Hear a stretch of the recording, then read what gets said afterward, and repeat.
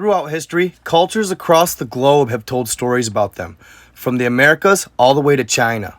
Civilizations have reported sightings and encounters for thousands of years. They are often described as humanoid-type creatures that are of little stature. Some cultures, like Mexico, report them as malevolent or evil creatures that will steal your children in the night, while other cultures portray them as benevolent beings that help Santa bring toys to children across the globe. They are referred to by many different names, from elves to duendes to gnomes. But one thing they seem to have in common is that they all report that there are 3 different types of little people, each of them uniquely having their own lore and legends. Some are just 12 inches tall, while others are up to 3 feet. Some are described as having wings, others magic. I can tell you that if you encounter one in nature, just turn and walk away, pretending you never saw them, because if you try and sneak a peek, you may end up being their dinner.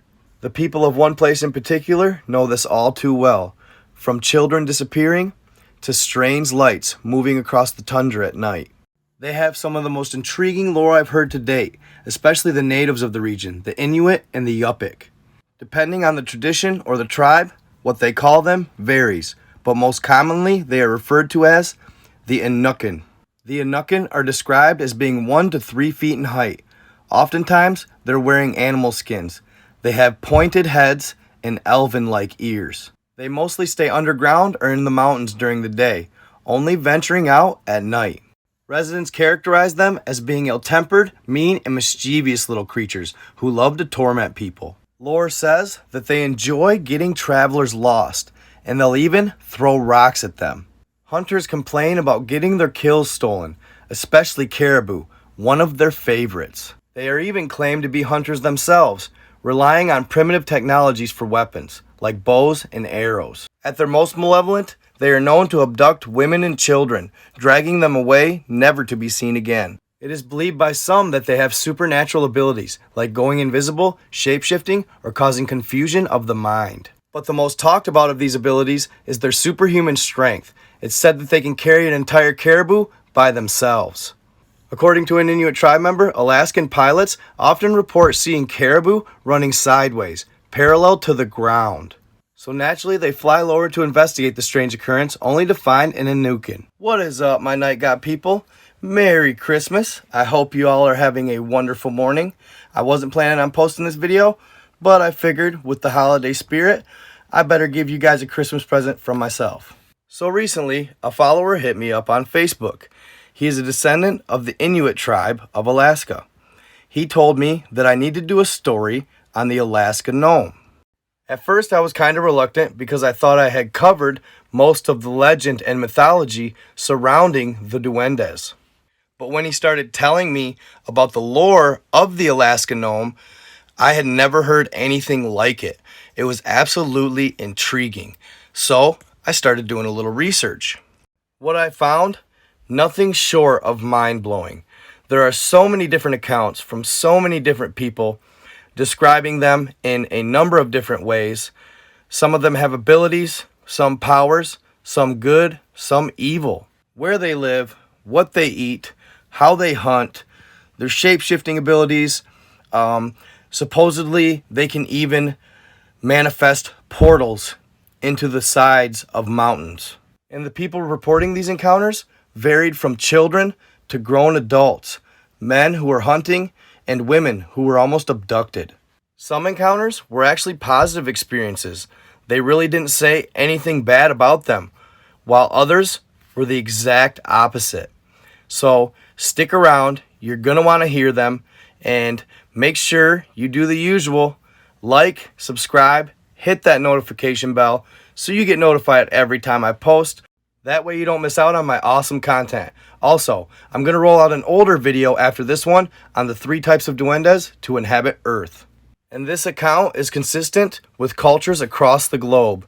Most generally, and almost always, they reference 3 types of duendes. The main source of this information is from a friend of mine whose grandfather lived in Mexico near the 7 luminaries. So this lore dates back thousands of years, from generation to generation, all the way back to the Aztecs. Trust me, you're going to want to stick around for that, especially you new subscribers. This video went hella viral on TikTok, so I know you're going to enjoy it. Again, I hope y'all are having a very Merry Christmas and enjoying time with family on this holiday, because ultimately, that's what it's about. But I'm sure y'all want to get to the video, so I'm done stalling. This is the legend of the Alaskan Gnome. The following is how one Inuit native describes the Enukin. The Alaskan little people live in the old ways to this day. They dress in caribou skins that they hunted with a bow and arrow. They live underground and in caves. They possess superhuman abilities that most would never believe. Not only do they have superhuman strength, but they are very, very fast. They like to sneak into the villages at night and steal food and supplies from the villagers. When a hunter shoots and kills a caribou, it always requires 2 Inuit men to carry them and put them on the sled, while it only takes 1 Enukin to pick it up over its head and run with it. Experienced native hunters of the region have shot and killed caribou dead, only to approach, get ready to field dress it, but they have already disappeared. Make no mistake, the tribe member explained. These people are good in what they do. They are some of the best hunters in the world. So I gotta say, it's interesting how cultures across the globe have similar accounts of these beings. For example, almost every culture tries to avoid them and describes them as prankish, mischievous little creatures. They are known for tormenting people by doing things like stealing items and making you think you lost them, and in more extreme cases, they are said to even take children. In cultures like Mexico, parents won't even let their children out at night because that is when they do most of their evil bidding. This actually parallels with some lore in America from the people that live near the Appalachian Mountains. I've seen multiple testimonies online from adults who grew up in these cultures, and they all state the same thing. They weren't allowed as children to go out at night. And of course, that was because there was a fear of them being kidnapped by creatures, or a lot of times gnomes, that live in the area or in the woods. But on the flip side of that coin, there are also a number of accounts of people who had actually decent encounters with the Inukin. For example, in Alaska, it is known that when they are feeling generous, they may give you a gift, and that's considered to be good luck. There are even rare occasions where they have pity or empathy for a soul lost in the woods, and they have actually guided them out. So with anything, it's easy to conclude that there are both good and evil duendes. At the end of the day, it depends who you talk to and what type of experience they've had with them. This next account seems like it was neither good nor evil. I'll let you decide. Regardless, it's one of the most interesting testimonies I've ever heard. This hunter claims that one day, while he was out stalking a caribou, he heard a strange noise. Perplexed, he started to follow it, only to walk up on an interesting scene. He believes what he found was a portal in the side of a mountain, through which he could see the Inukin dancing. And after watching this celebration for what he stated was a short period of time, he decided to go back to his sled. But when he arrived at his sled, everything seemed to have aged due to the elements. Even the caribou that he had just shot completely rotted away. Confused, he made his way back home, only to find out from family that he had been gone for over a year. That story in particular is common mythology in the region, but most residents will tell you that it is no myth at all. The next encounter was even reported in the Anchorage Daily News. A hunter from Marshall named Nick Andrew Jr. was out on a snowmobile around May 7th hunting fowl when he stumbled upon a young boy out in the middle of the marsh. When he approached the boy, he seemed to be in some sort of trance or daze. He remembers noting to himself that it was odd there were no tracks around him. Asking other snowmobilers was no help at all, because he seemed to have just appeared out of nowhere. After getting his attention, Nick asked him where his parents were, but it was obvious he was upset and had no idea. Concerned, he of course decided to help the little fella, so he took him back to the village and attempted to locate his parents. This is when things would get even more bizarre. After a while, he started to come back to his senses and remember what had happened. He claimed that he had been abducted by the little people and taken to nearby Pilcher Mountain. Now it's good to note that Pilcher Mountain is well known for Inukin sightings. So it was at Pilcher Mountain where he was held captive, along with a little girl, who apparently had disappeared in the area almost 40 years earlier. He said that the Enukin eventually decided to let him go, and that's when they dumped him in the marsh. Authorities would say the boy displayed classic symptoms of lost time, and could not lead them back to exactly where they had taken him. So I hate to do this to you guys, but I'm going to end it there. I may do a part 2. I think I have enough content, but it's not 100% yet. Regardless, you're going to get 8 more minutes of video of just as good a content about the Duendes. So Merry Christmas from me. I hope y'all enjoy. I hope y'all got what you wanted. And of course, thank you, Night God family. Y'all gave me the best gift anybody could ask for. But enough of that stuff. Next, we have the 3 types of Duendes to ever inhabit Earth. Hope you enjoy, and always remember, sometimes truth can be stranger than fiction. A while back, a gentleman from Cali hit me up. He would tell me his grandfather came from the 7 luminaries in Mexico, and he would share stories with him that went back generations. These stories are amazing. He would tell of tales from ETs to giants.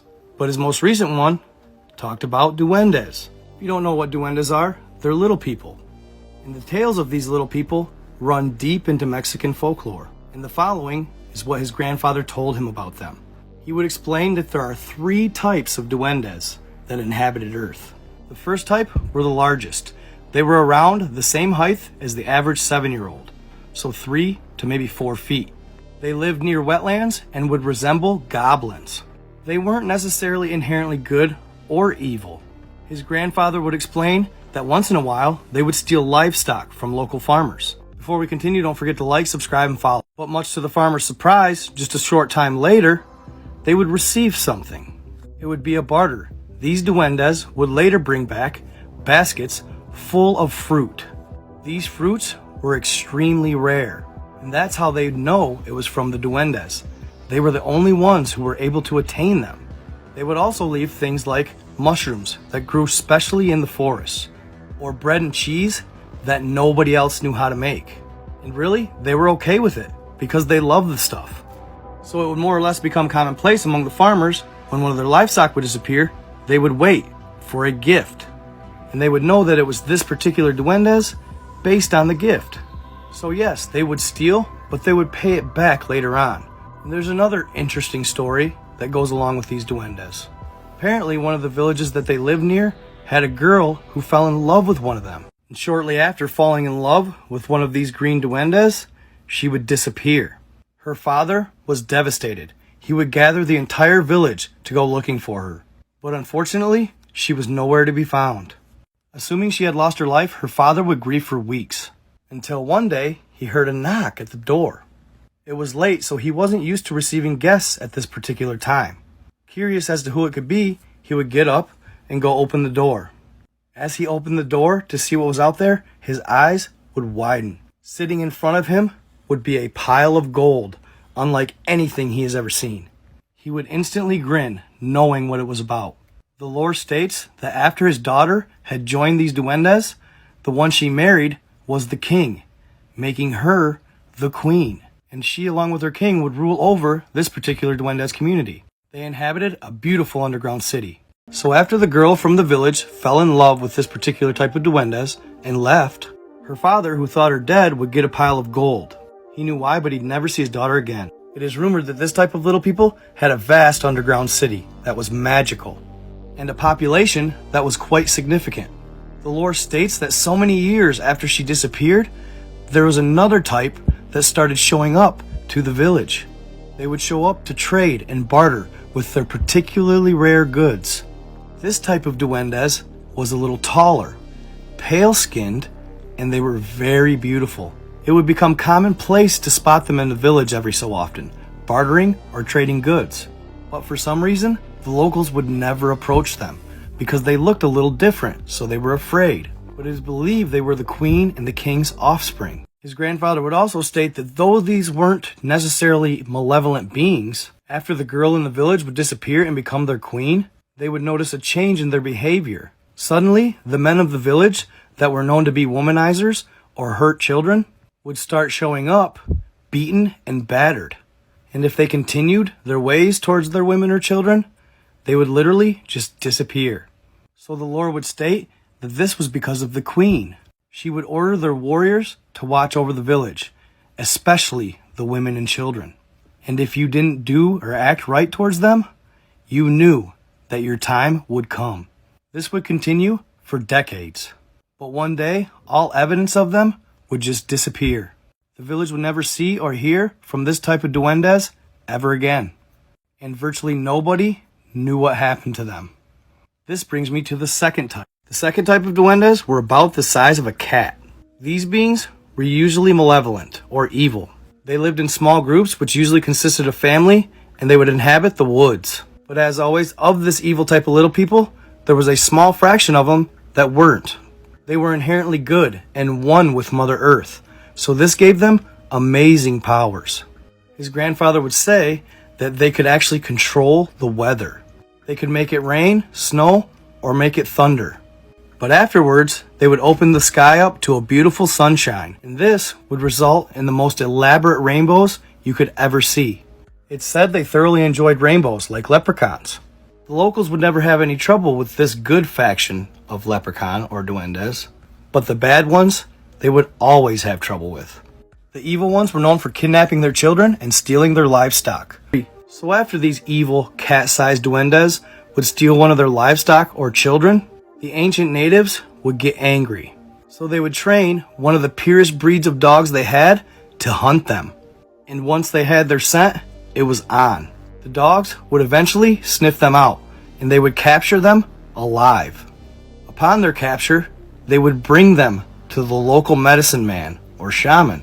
These ancient beings were so in tune with Mother Earth that they would say a prayer to her, and the captured duendes would turn into a pile of gold. Either that, or they would turn into beautiful fruits and vegetables of much rarity. This was Mother Nature thanking them for ridding her of these evil beings. I believe these duendes to actually be leprechauns. And like any faction, they had good ones and bad ones. This brings me to the third type of duendes. This type of duendes was mostly good, but again, they had some that were bad. They were 6 to 9 inches tall and had beautiful cities in the forest. They lived like royalty. Their warriors even had wings, much like fairies, while the rest of them were just normal. These were the smallest of the duendes, and they lived in dense forest, surrounded usually by beautiful flowers.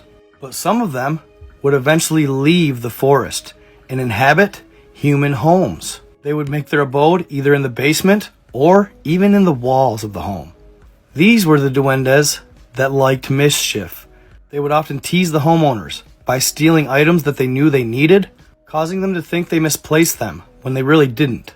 They would get a kick out of it, but this is usually as far as the mischief went, unless you actually killed one of their people. If you kill one of theirs, it angers them, and they will come after you. Suddenly, you will start seeing dangerous things take place in the dwelling. Most of the time, the homeowner would believe it to be an accident, but in reality, it's on purpose. They will attempt to hurt both you and your loved ones, but make it look like an accident. Now, on the other hand, if you know they exist and you're cool with them, you'll be good. In fact, they will like you, and they will help you when they can. And they'll do so, you not even knowing it's them.